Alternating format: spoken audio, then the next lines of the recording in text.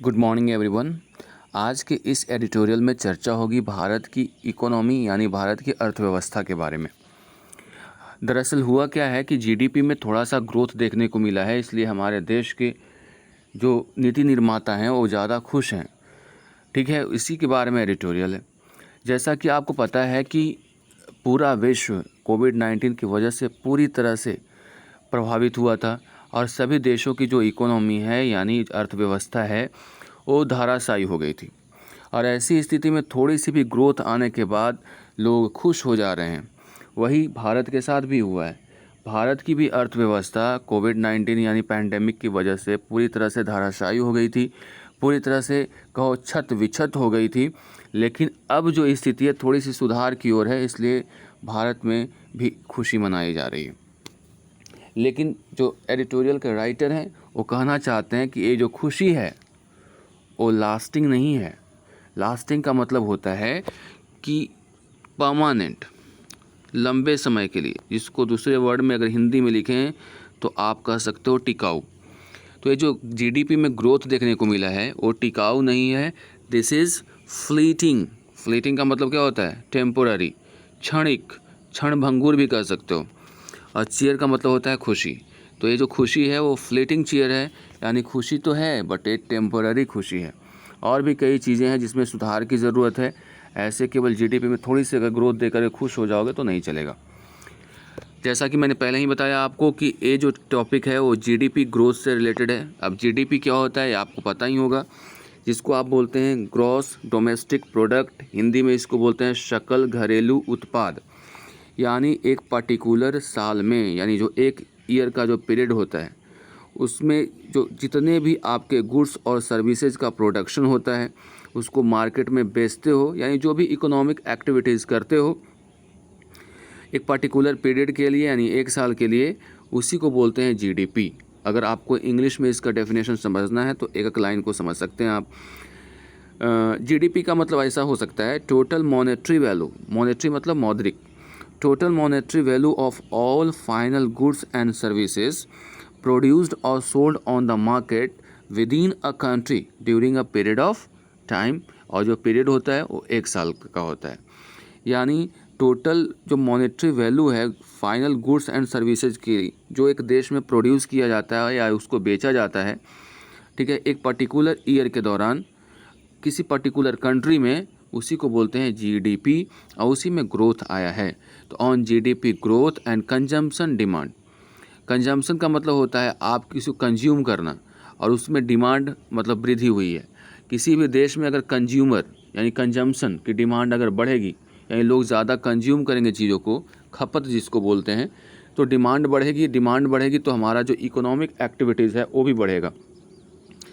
मांग है मार्केट में तो प्रोडक्शन भी होगा, प्रोडक्शन होगा तो लोगों को रोज़गार भी मिलेगी, रोज़गार मिलेगी तो लोगों के पास पैसा आएगा, पैसा आएगा तो फिर परचेजिंग पावर बढ़ेगी, परचेजिंग पावर बढ़ेगी तो फिर से इकोनॉमी जो है हमारा स्मूथ हो जाएगा, सही हो जाएगा। क्योंकि पैसा है तो परचेजिंग पावर है, और परचेजिंग पावर है तब ना डिमांड बढ़ेगी। पैसा रहता है तो न चाहते हुए भी आप चीज़ों को खरीदना शुरू कर देते हो। तो अगर डिमांड बढ़ेगी तो इसका फ़ायदा हमारे इकोनॉमी को होता है, यानी हमारे अर्थव्यवस्था को होता है। चलिए आगे पढ़ते हैं। फिस्कल मेजर्स, जो मौद्रिक नीति है जिसको आप राजकोषीय नीति बोलिए, तो फिस्कल मतलब वित्तीय, मेजर्स मतलब होता है कदम, यानी इसको राजकोषीय नीति भी कहते हैं। शुड इंश्योर, ये क्या इंश्योर करना चाहिए? इंश्योर का मतलब सुनिश्चित करना चाहिए। Overall consumption demand does not weakened, इसको ये सुनिश्चित करना पड़ेगा कि जो कंजम्पशन डिमांड है फिर से कमज़ोर न पड़ जाए, एंड डिमांड जो है बढ़ते रहे, अब इसको कमज़ोर न होने दिया जाए। आगे देखते हैं। द लेटेस्ट जीडीपी एस्टिमेट्स, जो रिसेंटली जो जीडीपी का जो अनुमान या आंकड़ा आया है, expectedly show that national output rebounded in Q1 of the current fiscal from the record contraction in April-June 2020। Q1 है अभी, तो कहा जा रहा है कि लेटेस्ट जो जीडीपी का एस्टिमेट है वो ये बताता है कि नेशनल आउटपुट, नेशनल आउटपुट का मतलब क्या होता है?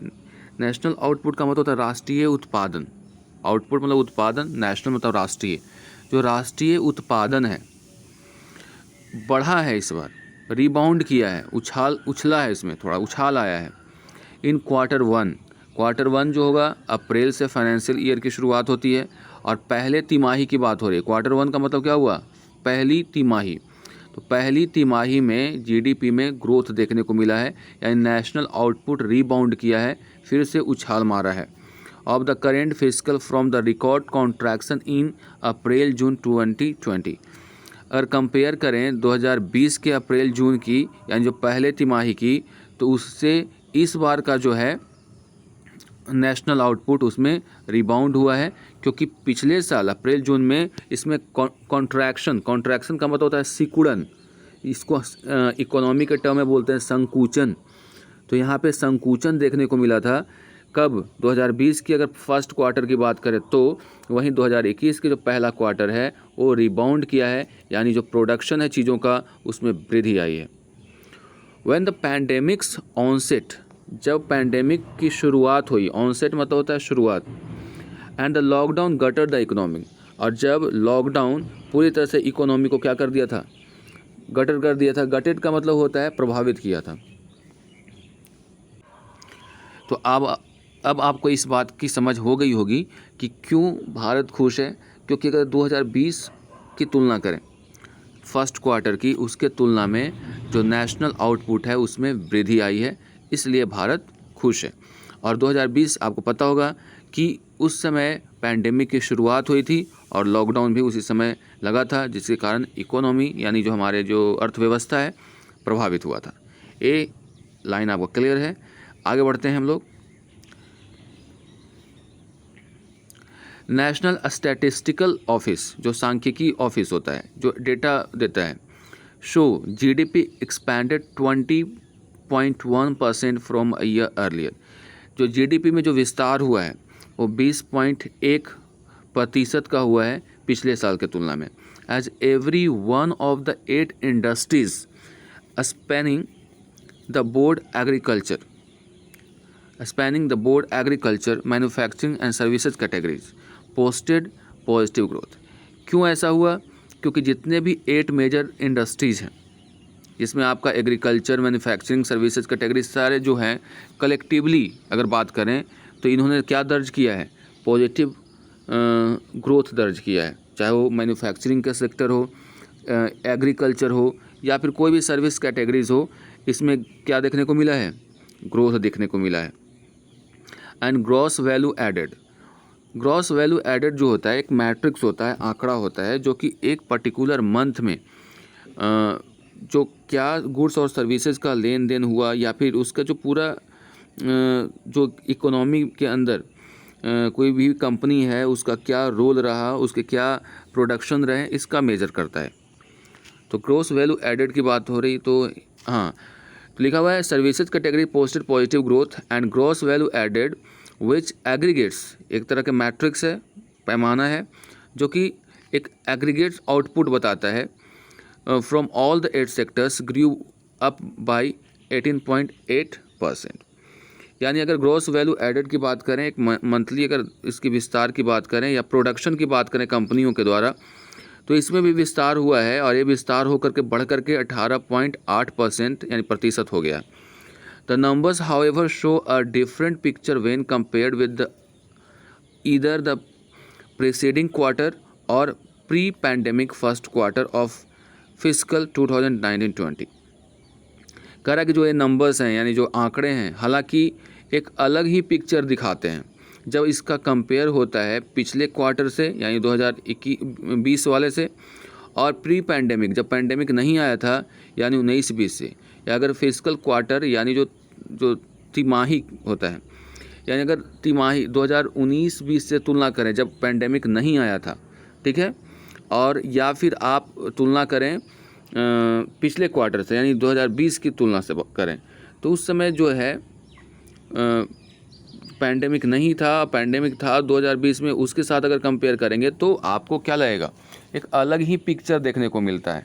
यानी कहना ये चाह रहा है कि जो ग्रोथ है ना, अगर पैंडेमिक के पहले देखो तो उसके कंपेयर में कुछ भी नहीं है, ये कहना चाह रहा है।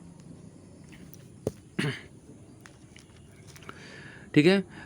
तो 2019-20 में क्या था कि GDP at constant prices was estimated at 32.38 lakh crore, a 60.9% contraction from January-March, and 38.96 lakh crore, and more than 9% shy of the 35.66 lakh crore in April-June 2019। ये आंकड़ा प्रस्तुत कर रहा है उस समय क्या था और अभी क्या है। ठीक है, अगर जीडीपी की अगर कांस्टेंट प्राइसेस की बात करें तो ये अनुमान था 32.38 लाख करोड़, जो कि 16 इतना जो है कॉन्ट्रैक्शन संकुचन हुआ है जनवरी और मार्च के तुलना में। ठीक है, वहीं 38.96 crore and more than 9% sigh of का मतलब होता है यहाँ पे लेस देन, जो हमारा अनुमान था 35.66 लाख करोड़ इन अप्रैल-जून 2019। यानी जो 2019 का ये सब आंकड़ा है, इसकी कोई इतना अभी इम्पोर्टेंस नहीं है। 2019 के तुलना में आंकड़े दिए जा रहे हैं। That the second covid wave extracted a significant toll in evident. जो सेकेंड वार कोविड-19 का जो वेव आया वो extracted a significant toll in is evident. इसका जो असर देखने को मिला, जो कि बहुत महत्वपूर्ण असर था आंकड़ों में, टोल मतलब आंकड़ों में, वो स्पष्ट दिखाई दे रहा है। यानी इसके जो प्रभाव हैं उसके आंकड़ों पे साफ दिखाई दे रहे हैं। With the expectations of electricity and other utility services, expectations थी किससे, इलेक्ट्रिसिटी से, और दूसरे जो यूटिलिटी क्या है, the want satisfying power of commodity is called utility.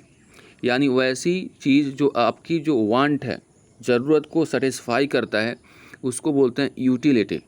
तो जो यूटिलिटी सर्विसेज हैं, यानी फिर से समझ लीजिएगा, the want satisfying power of commodity is called utility. Fine. अगर इसका ऐसे एग्जांपल भी समझ सकते हो कि मान लिया जाए आपने एप्पल का मोबाइल ख़रीदा और आपको इसकी कोई ज़रूरत ही नहीं है, यानी आप मोबाइल यूज़ करते ही नहीं हो, और करते भी हो तो आपको उतना ज़्यादा नहीं करते हो, जिसमें आपको ज़्यादा स्पेस वगैरह की ज़रूरत ही नहीं है, कुछ है ही नहीं ज़रूरत, तो आपके लिए उस मोबाइल का कोई यूटिलिटी नहीं है। यानी जो आपके वांट, जो आपकी ज़रूरत को सेटिस्फाई कर देता है, उसी को बोलते हैं यूटिलिटी। जैसे इलेक्ट्रिसिटी वगैरह है या भी सर्विसेज बहुत सारे हैं, वो यूटिलिटी है उसकी। तो वही कहा जा रहा है, with the expectations of electricity and other utility services and non contact intensive services. Non contact में बिना कॉन्टैक्ट में आए हुए जो सर्विसेज प्रदान किए जाते हैं। Grouping of financial real estate, जिसके अंतर्गत फाइनेंशियल चीज़ें आती हैं। रियल एस्टेट यानी जो आप जिसको अचल संपत्ति बोलते हो, जैसे लैंड वगैरह हो गया। And professional services and all other 6 industries posted double digit quarter on quarter contractions. इन सब जो सेक्टर्स हैं, जहाँ पर सर्विस सेक्टर हो गया, रियल एस्टेट की बात करें, जहाँ पे कॉन्टैक्ट ना करके जो होता है सर्विसेज प्रदान किया जाता है, उस सारी चीज़ों की बात करें तो इसमें क्वार्टर दर क्वार्टर, एक क्वार्टर के एक दूसरे क्वार्टर हैं, एक तिमाही के बाद दूसरे तिमाही में कॉन्ट्रैक्शंस देखने को मिल रहे हैं, यानी संकुचन देखने को मिल रहे हैं, या सिकुड़ता जा रहा है।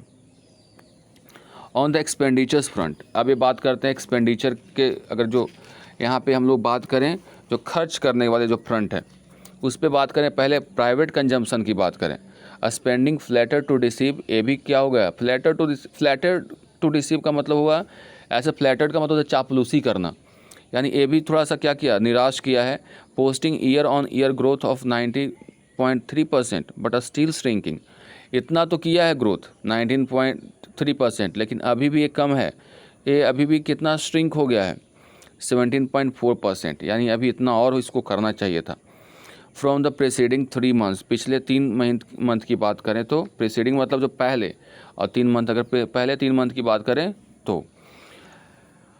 एंड मोस्ट डिसकंसर्टिंगली, मतलब सबसे ज़्यादा निराशाजनक क्या है वो बात करते हैं।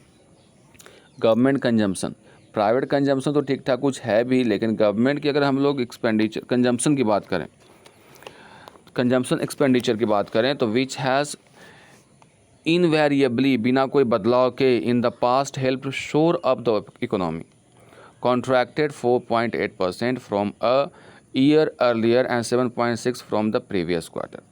यानी इसमें जो कॉन्ट्रैक्शन देखने को मिला है 4.8% साल जो है उसके पहले, और पिछले क्वार्टर से अगर तुलना करें तो 7.6 इसमें क्या हुआ है, कमी देखने को मिली है, ऐसा समझ सकते हैं।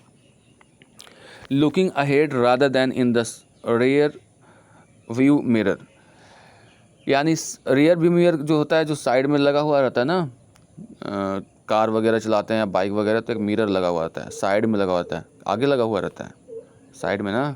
तो कह रहा है यहाँ पे सलाह दिया जा रहा है कि साइड में देखने के बजाय आप सीधा देखिए।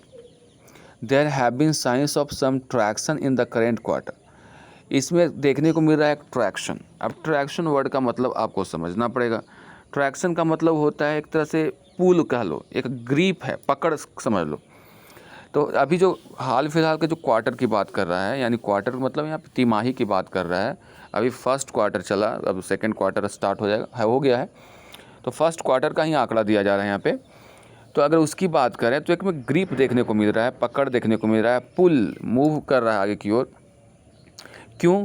क्योंकि as most states have gradually eased their localised second wave restrictions, ऐसा ग्रोथ इसलिए देखने को मिल रहा है क्योंकि ज़्यादातर राज्यों ने जो रेस्ट्रिक्शंस लगाए थे कोविड-19 की वजह से, उसको धीरे धीरे क्या करते जा रहा है, ईज़ किए जा रहा है, उसमें थोड़ा सा छूट देते जा रहा है।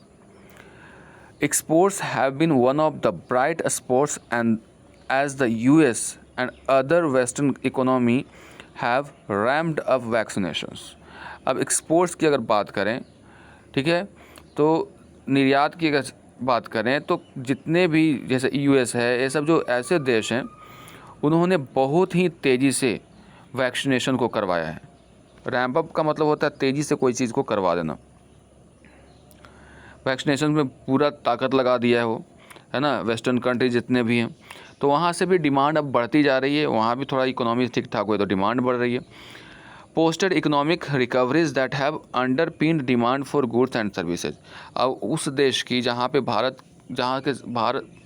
है, उस देश के साथ अगर व्यापार करता है और वहाँ की जो अब जब इकोनॉमी अच्छी हो जाएगी, अर्थव्यवस्था अच्छी होगी, तो वहाँ के लोगों के अंदर भी डिमांड बढ़ेगी, कंजम्पशन बढ़ेगा, ठीक है, और डिमांड जब बढ़ेगा तभी ना भारत यहाँ से भेज पाएगा।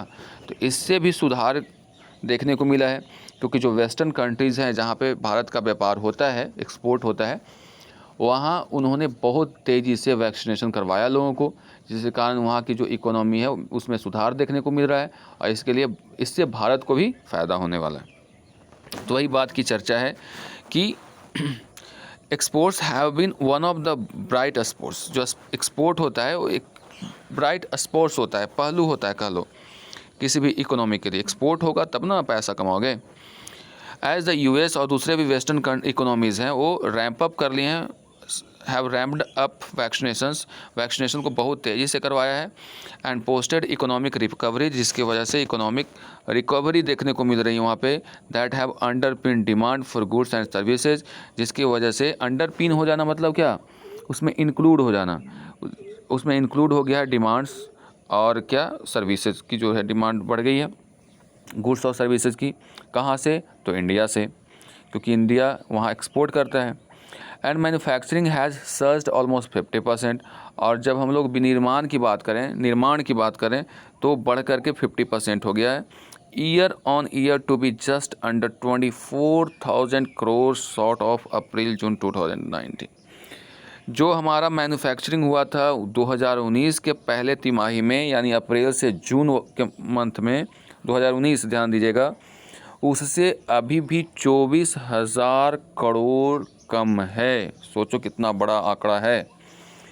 यानी वृद्धि तो हो रही है, लेकिन उतनी भी वृद्धि नहीं कि जो 2019 की जैसा हो, जब कोविड-19 का बोलबाला नहीं था। तो 2019 से तुलना अगर करें पहले क्वार्टर में, जो कि था जो अभी भी 24,000 करोड़ कम है। A fact borne out by the Manufacturing Purchasing Managers Index from IHS Markit, whose August release shows that sector experienced a second straight month of increase in production. ऑलबेट का मतलब होता है ऑल्दो, हालांकि, at a slower pace than July. IHS जो है market होता है, IHS एक आंकड़ा प्रस्तुत करता है जो पूरे वर्ल्ड के इकोनॉमी का आंकड़ा प्रस्तुत करता है, किसी पर्टिकुलर देश के नहीं।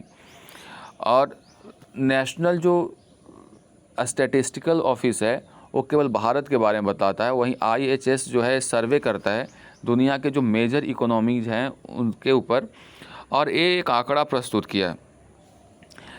उसने क्या कहा है, ध्यान से देखिए।